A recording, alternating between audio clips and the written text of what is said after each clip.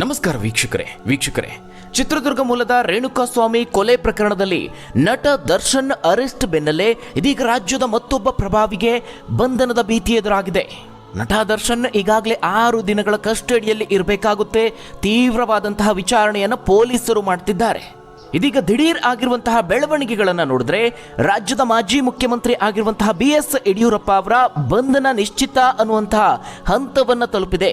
ನಿಮ್ಮೆಲ್ಲರಿಗೂ ನೆನಪಿರಬಹುದು, 3 ತಿಂಗಳ ಹಿಂದೆ ಚುನಾವಣೆಯ ಹೊಸ್ತಿಲಲ್ಲಿ BS ಯಡಿಯೂರಪ್ಪ ಅವರ ಮೇಲೆ ಒಂದು ಪ್ರಕರಣ ದಾಖಲಾಗಿತ್ತು.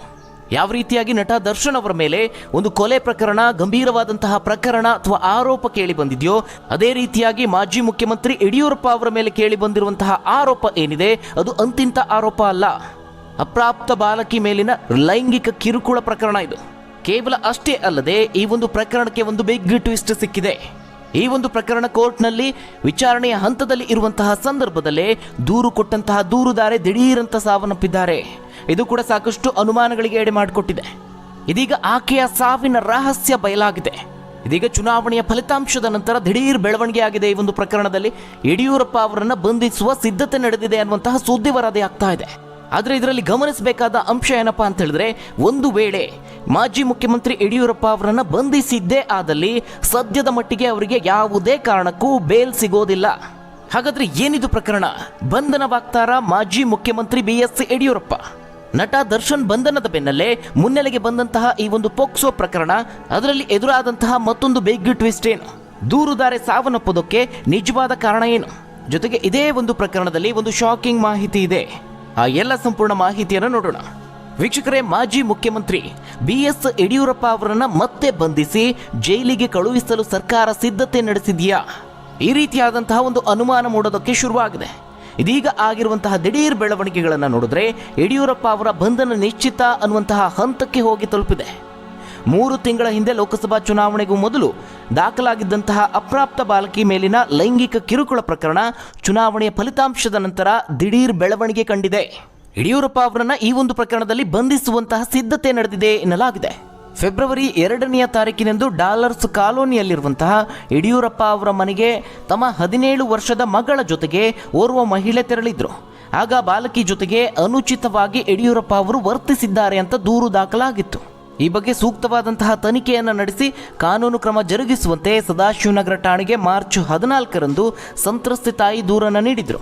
ಅದರಂತೆ ಯಡಿಯೂರಪ್ಪ ಅವರ ವಿರುದ್ಧವಾಗಿ ಪೋಕ್ಸೋ ಕಾಯ್ದೆಯಡಿ FIR ಅನ್ನು ದಾಖಲು ಮಾಡಲಾಗಿತ್ತು.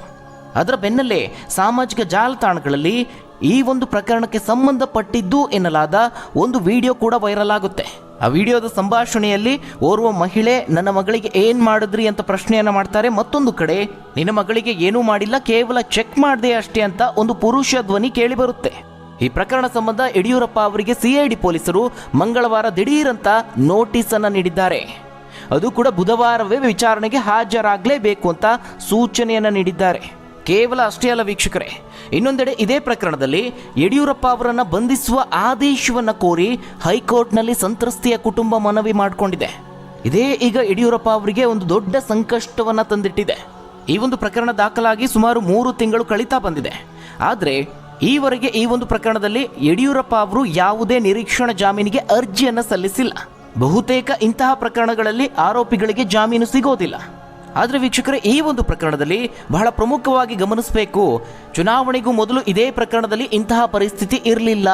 ಹೆಚ್ಚು ಕಡಿಮೆ B ರಿಪೋರ್ಟ್ ಸಲ್ಲಿಸಬಹುದು ಎನ್ನಲಾಗಿದ್ದ ಪ್ರಕರಣ ಇದೀಗ ದಿಢೀರ್ 2 ಬೆಳವಣಿಗೆ ಕಂಡಿದೆ. ಹೀಗಾಗಿ ಇದನ್ನು ರಾಜಕೀಯ ಪ್ರೇರಿತ ಅಂತಲೂ ಕೂಡ ಹೇಳಲಾಗ್ತಾ ಇದೆ. ಆದರೆ ವೀಕ್ಷಕರೇ, ಈ ಒಂದು ಪ್ರಕರಣದಲ್ಲಿ ಒಂದು ಟ್ವಿಸ್ಟ್ ಎದುರಾಗಿದೆ. ಈ ಹಿಂದೆ ಲೈಂಗಿಕ ಕಿರುಕುಳ ಆರೋಪ ಕೇಳಿ ಬಂದಂತಹ ಸಂದರ್ಭದಲ್ಲಿ, ಅಂದರೆ ಆರಂಭದಲ್ಲಿ ಇದು ಸತ್ಯಕ್ಕೆ ದೂರವಾದಂತಹ ಆಪಾದನೆ ಅನ್ನುವಂತಹ ಮಾತುಗಳು ಕೇಳಿ ಬಂದಿದ್ವು. ಇದಲ್ಲದೆ ದೂರು ನೀಡಿದಂತಹ ಮಹಿಳೆ ಯಡಿಯೂರಪ್ಪ ಅವರಲ್ಲದೆ ಇತರ 53 ವಿವಿಧ ಗಣ್ಯರ ಮೇಲೂ ಕೂಡ ದೂರನ್ನು ದಾಖಲು ಮಾಡಿದ್ರು. ವೀಕ್ಷಕರೇ, ಆ ಸಂದರ್ಭದಲ್ಲಿ ದೂರು ನೀಡಿದಂತಹ ಸಂತ್ರಸ್ತೆಯ ತಾಯಿಯನ್ನ ಮಾನಸಿಕ ಅಸ್ವಸ್ಥೆ ಅಂತ ಗೃಹ ಸಚಿವರಾದಂತಹ ಡಾಕ್ಟರ್ G. ಪರಮೇಶ್ವರ್ ಅವರು ಒಂದು ಹೇಳಿಕೆಯನ್ನು ಕೊಟ್ಟಿದ್ರು. ಇದೇ ಈಗ ಬಹಳ ಚರ್ಚೆಗೆ ಕಾರಣವಾಗಿರುವಂತಹ ವಿಚಾರ. ಹೀಗೆಲ್ಲ ಇದ್ರೂ ಕೂಡ ತನಿಖೆ ದಿಢೀರಂತ ಈ ಹಂತಕ್ಕೆ ಬೆಳವಣಿಗೆ ಕಂಡಿರೋದು ರಾಜಕೀಯದಲ್ಲಿ ಹಲವರು ಈಗ ಸಂಶಯವನ್ನ ವ್ಯಕ್ತಪಡಿಸುತ್ತಿದ್ದಾರೆ. ಈ ಒಂದು ಸಂಶಯಕ್ಕೆ ತದ್ವಿರುದ್ಧವಾಗಿ ಒಂದು ಶಾಕಿಂಗ್ ಮಾಹಿತಿ ಇದೆ. 81 ವರ್ಷದ BS ಯಡಿಯೂರಪ್ಪ ಅವರ ವಿರುದ್ಧವಾಗಿ ಲೈಂಗಿಕ ದೌರ್ಜನ್ಯ ಆರೋಪ ಮಾಡಿದಂತಹ ಮಹಿಳೆ ಇತ್ತೀಚೆಗೆ ಬೆಂಗಳೂರಿನಲ್ಲಿ ಮೃತಪಟ್ಟಿದ್ದಾರೆ. ಇದು ಚುನಾವಣೆಯ ಸಂದರ್ಭದಲ್ಲಿ ಆಗಿರುವಂತಹ ಘಟನೆ ಹೆಚ್ಚು ಸುದ್ದಿ ಆಗಿರಲಿಲ್ಲ. ಶ್ವಾಸಕೋಶದ ಕ್ಯಾನ್ಸರ್ನಿಂದ ಬಳಲ್ತಿದ್ದಂತಹ ಈ ಮಹಿಳೆ ಬೆಂಗಳೂರಿನ ಹುಳಿಮಾವಿನ ಖಾಸಗಿ ಆಸ್ಪತ್ರೆಯಲ್ಲಿ ಮೃತಪಟ್ಟಿದ್ದಾರೆ ಎನ್ನಲಾಗಿದೆ. ಇಲ್ಲಿಗೆ ಈ ಒಂದು ಪ್ರಕರಣ ಕ್ಲೋಸ್ ಅಂತಲೇ ಎಲ್ಲರೂ ಭಾವಿಸಿದ್ರು. ಅಲ್ಲದೆ ಈ ಒಂದು ಪ್ರಕರಣದಲ್ಲಿ ಯಾವುದೇ ಹುರುಳಿಲ್ಲ ಅಂತ ಯಡಿಯೂರಪ್ಪ ಅವರು ಸಹ ಜಾಮೀನು ಪಡೆಯುವಂತಹ ಗೋಜಿಗೂ ಹೋಗಿಲ್ಲ. ಆದರೆ ದಿಢೀರ್ ಬೆಳವಣಿಗೆಯಲ್ಲಿ ಯಡಿಯೂರಪ್ಪ ಅವರಿಗೆ ಈಗ ಸಿಐಡಿ ಪೊಲೀಸರು ನೋಟಿಸ್ ನೀಡಿ ವಿಚಾರಣೆಗೆ ಹಾಜರಾಗುವಂತೆ ತಿಳಿಸಿದ್ದಾರೆ. ಹೀಗಾಗಿ ರಾಜ್ಯ ರಾಜಕೀಯದಲ್ಲಿ ಯಡಿಯೂರಪ್ಪ ಕೇಸ್ ಇದೀಗ ಮತ್ತೆ ಸಂಚಲನವನ್ನು ಉಂಟು ಮಾಡಿದೆ. ಇನ್ನು ಇದೇ ಪ್ರಕರಣವನ್ನು ರಾಜಕೀಯವಾಗಿ ಯಾವ ರೀತಿಯಾಗಿ ವಿಶ್ಲೇಷಣೆ ಮಾಡಲಾಗ್ತಿದೆ ಅನ್ನೋದನ್ನು ನೋಡೋದಾದ್ರೆ, ಪ್ರಕರಣ ಸಂಬಂಧ ವಿಚಾರಣೆ ನಡೆದು ಇನ್ನೇನು ಇದರಲ್ಲಿ ಹುರುಳಿಲ್ಲ ಅನ್ನುವಂತಹ ನಿಲುವಿಗೆ ಅಧಿಕಾರಿಗಳು ಬರತೊಡಗಿದ್ರು. ಇದೀಗ ಫಲಿತಾಂಶ ಹೊರಬಿದ್ದ ಬೆನ್ನಲ್ಲೇ ಪ್ರಕರಣದ ವಿಚಾರಣೆ ತೀವ್ರಗೊಳಿಸಿ ಯಡಿಯೂರಪ್ಪ ಅವರನ್ನು ಬಂಧಿಸುವಂತಹ ಪ್ರಯತ್ನ ನಡೆದಿರೋದರ ಹಿಂದೆ ರಾಜಕೀಯ ಅಡಗಿದೆ ಅಂತ ಅವರ ಆಪ್ತರು ಆರೋಪಿಸುತ್ತಿದ್ದಾರೆ. ಒಂದು ವೇಳೆ ಪೋಕ್ಸೋ ಪ್ರಕರಣದಲ್ಲಿ ಇವರನ್ನು ಬಂಧಿಸೋದಾಗಿದ್ರೆ ಈ 3 ತಿಂಗಳ ಹಿಂದೆಯೇ ಯಾಕೆ ಬಂಧಿಸಿರಲಿಲ್ಲ? ಈಗ ಬಂಧನಕ್ಕೆ ಸಿದ್ಧತೆ ನಡೆಸಿರೋದು ರಾಜಕೀಯ ಬದಲಾದ ಸನ್ನಿವೇಶದ ಪರಿಣಾಮ. ಚುನಾವಣೆಯ ಫಲಿತಾಂಶ ಹೊರಬಿದ್ದ ಬಳಿಕ, ಅದರಲ್ಲೂ ಪ್ರಮುಖವಾಗಿ ಬೆಂಗಳೂರು ಗ್ರಾಮಾಂತರ ಲೋಕಸಭಾ ಕ್ಷೇತ್ರದ ಫಲಿತಾಂಶದ ಹಿನ್ನಡೆ ಏನಿದೆ, ಅದರ ನಂತರ ಈ ಬೆಳವಣಿಗೆ ಆಗ್ತಿರೋದು ಯಾಕೆ ಅಂತ ಅವರ ಆಪ್ತರು ಪ್ರಶ್ನಿಸುತ್ತಿದ್ದಾರೆ.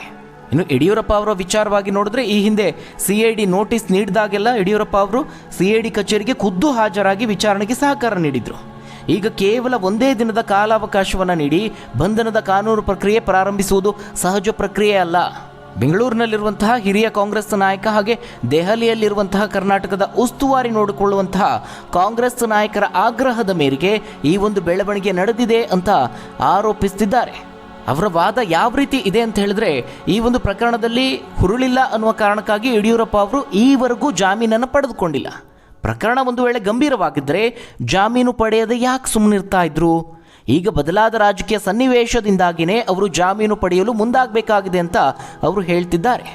ಒಂದು ವೇಳೆ ಯಡಿಯೂರಪ್ಪ ಅವರನ್ನು ಬಂಧಿಸೋದಾದರೆ ಅಷ್ಟಕ್ಕೂ ಇದೇ ಮಹಿಳೆ ನೀಡಿದಂತಹ ಈ ಹಿಂದಿನ 53 ಗಣ್ಯರ ವಿರುದ್ಧದ ದೂರುಗಳನ್ನು ಆಧರಿಸಿ ಆ 53 ಗಣ್ಯರನ್ನು ಬಂಧಿಸೋದಕ್ಕೆ ಸಾಧ್ಯನಾ? ಆ ಎಲ್ಲ ಪ್ರಕರಣಗಳು ಏನಾದವು ಅಂತ ಪ್ರಶ್ನೆ ಮಾಡ್ತಿದ್ದಾರೆ. ಅದಲ್ಲದೆ ದೂರು ನೀಡಿರುವಂತಹ ಮಹಿಳೆ ಇತ್ತೀಚೆಗೆ ನಿಧನರಾಗಿದ್ದಾರೆ. ಹಾಗಿದ್ದಾಗಲೂ ಈಗ ಅವರ ಪುತ್ರನ ಮೂಲಕವಾಗಿ ಮತ್ತೆ ಕೋರ್ಟ್ ಮೆಟ್ಟಿಲು ಹತ್ತಿ ಯಡಿಯೂರಪ್ಪ ಅವರನ್ನು ಬಂಧಿಸಿ ವಿಚಾರಣೆ ನಡೆಸುವುದಕ್ಕೆ ಪೊಲೀಸರಿಗೆ ನಿರ್ದೇಶನ ನೀಡುವಂತೆ ಅರ್ಜಿ ಸಲ್ಲಿಸಿದ್ದು ಯಾಕೆ ಅಂತ ಪ್ರಶ್ನೆಯನ್ನು ಮಾಡ್ತಿದ್ದಾರೆ. ಇದಿಷ್ಟು ಈ ಒಂದು ಪ್ರಕರಣದಲ್ಲಿ ಆಗಿರುವಂತಹ ಒಂದಷ್ಟು ಹೊಸ ಬೆಳವಣಿಗೆ ಹಾಗೆ ರಾಜಕೀಯ ವಿಶ್ಲೇಷಣೆ. ಅಷ್ಟಕ್ಕೂ ಈ ಒಂದು ದೂರಿನಲ್ಲಿ, ಸಂತ್ರಸ್ತರ ದೂರಿನಲ್ಲಿ ಏನಿದೆ ಅನ್ನೋದನ್ನು ನೋಡೋದಾದರೆ, ಅಪ್ರಾಪ್ತ ಮಗಳ ಮೇಲೆ ಈ ಹಿಂದೆ ಆಗಿದ್ದ ಅತ್ಯಾಚಾರ ಸಂಬಂಧ ನ್ಯಾಯ ಒದಗಿಸುವಂತೆ ಕೋರಿ SIT ತನಿಖೆಗೆ ವಹಿಸುವಂತೆ ಮನವಿ ಮಾಡೋದಕ್ಕೆ 2024 ಫೆಬ್ರವರಿ 2ರಂದು ಯಡಿಯೂರಪ್ಪನವರ ಮನೆಗೆ ಸಂತ್ರಸ್ತ ಬಾಲಕಿ ಹಾಗೆ ತಾಯಿ ಹೋಗಿದ್ದಾರಂತೆ. ಆ ವೇಳೆ 9 ನಿಮಿಷಗಳ ಕಾಲ ಯಡಿಯೂರಪ್ಪನವರೊಂದಿಗೆ ಮಾತನಾಡಿದ್ರಂತೆ. ಇಬ್ಬರಿಗೂ ಟೀ ಕುಡಿಸಿದ್ರು. ಬಾಲಕಿಯು ಯಡಿಯೂರಪ್ಪನವರನ್ನ ತಾತ ಅಂತ ಕರೀತಿದ್ರು. ಯಡಿಯೂರಪ್ಪ ಬಾಲಕಿಯ ಕೈ ಹಿಡಿದುಕೊಂಡೇ ಮಾತನಾಡ್ತಾ ಇದ್ರು. ಬಾಲಕಿಯ ತಾಯಿ ಮಾಜಿ ಮುಖ್ಯಮಂತ್ರಿಯನ್ನ ಅಪ್ಪಾಜಿ ಅಂತ ಸಂಬೋಧಿಸ್ತಿದ್ರು. ಆ ವೇಳೆ ಬಾಲಕಿಯನ್ನು ತನ್ನ ರೂಮಿಗೆ ಕರೆದುಕೊಂಡು ಹೋಗಿದ್ದ ಯಡಿಯೂರಪ್ಪ ಸುಮಾರು 5 ನಿಮಿಷಗಳ ಕಾಲ ಬಾಗಿಲು ಹಾಕಿಕೊಂಡೇ ಇದ್ರು ಅಂತ ಆ ಒಂದು ದೂರಿನಲ್ಲಿ ಉಲ್ಲೇಖಿಸಲಾಗಿದೆ. ಅಷ್ಟೇ ಅಲ್ಲ, ಬಾಲಕಿ ಅಲ್ಲಿಂದ ತಪ್ಪಿಸಿಕೊಳ್ಳಲು ಯತ್ನಿಸಿದ್ರೂ ಯಡಿಯೂರಪ್ಪ ಹೊರಗೆ ಬಿಟ್ಟಿಲ್ಲ. ಆ ವೇಳೆ ಲೈಂಗಿಕವಾಗಿ ಕಿರುಕುಳ ನೀಡಿದ್ದಾರೆ. ಬಾಲಕಿಯು ರೂಮಿನಿಂದ ಓಡಿ ಬಂದು ತಾಯಿಗೆ ವಿಷಯವನ್ನು ತಿಳಿಸಿದ್ದಾರೆ. ಹೀಗೇಕೆ ಮಾಡಿದ್ರಿ ಅಂತ ಆ ತಾಯಿ ಕೇಳಿದಾಗ, ಆಕೆ ಸಂತ್ರಸ್ತಿಯೋ ಅಲ್ವೋ ಅನ್ನೋದನ್ನು ಚೆಕ್ ಮಾಡಲು ಹಾಗೆ ಮಾಡಿದೆ ಅಂತ ಹೇಳಿದ್ದಾರೆ ಅಂತ ಈ ಒಂದು ದೂರಿನಲ್ಲಿ ಉಲ್ಲೇಖಿಸಲಾಗಿದೆ. ಮತ್ತೊಂದು ವಿಚಾರವನ್ನು ಈ ಒಂದು ದೂರಿನಲ್ಲಿ ಉಲ್ಲೇಖಿಸಲಾಗಿದೆ. ಆ ತಕ್ಷಣವೇ ಯಡಿಯೂರಪ್ಪನವರು ಆ ತಾಯಿಗೆ ಕ್ಷಮೆ ಕೇಳಿದ್ರಂತೆ. ಕ್ಷಮೆ ಕೇಳ್ತಾ ಈ ವಿಚಾರವನ್ನು ಹೊರಗಡೆ ಎಲ್ಲಿಯೂ ಹೇಳಬಾರ್ದು ಅಂತ ತಡೆಯೋದಕ್ಕೆ ಸಾಕಷ್ಟು ಪ್ರಯತ್ನಿಸಿದ್ರಂತೆ. ಆಗಿರುವಂತಹ ಅನ್ಯಾಯಕ್ಕೆ ನ್ಯಾಯ ಕೇಳಲು ಹೋದಾಗ ಲೈಂಗಿಕ ಕಿರುಕುಳ ನೀಡಿರುವ ಯಡಿಯೂರಪ್ಪನವರ ವಿರುದ್ಧವಾಗಿ ಕಾನೂನು ಕ್ರಮ ಜರುಗಿಸಬೇಕು ಅಂತ ಸಂತ್ರಸ್ತ ತಾಯಿ ದೂರಿನಲ್ಲಿ ತಿಳಿಸಿದ್ದಾರೆ. ಇನ್ನು ಸಂತ್ರಸ್ತೆ 17 ವರ್ಷದ ಬಾಲಕಿ ಹಾಗೆ ಆ ಮಹಿಳೆ ಶಿವಮೊಗ್ಗ ಮೂಲದವರು ಅಂತ ತಿಳಿದು ಬಂದಿದೆ. ಈ ಹಿಂದೆಯೂ ಕೆಲವು ಬಾರಿ ತಮ್ಮ ಸಮಸ್ಯೆಗಳನ್ನು ಯಡಿಯೂರಪ್ಪನವರ ಬಳಿ ಹೇಳಿಕೊಂಡಿದ್ರು ಎನ್ನಲಾಗಿದೆ.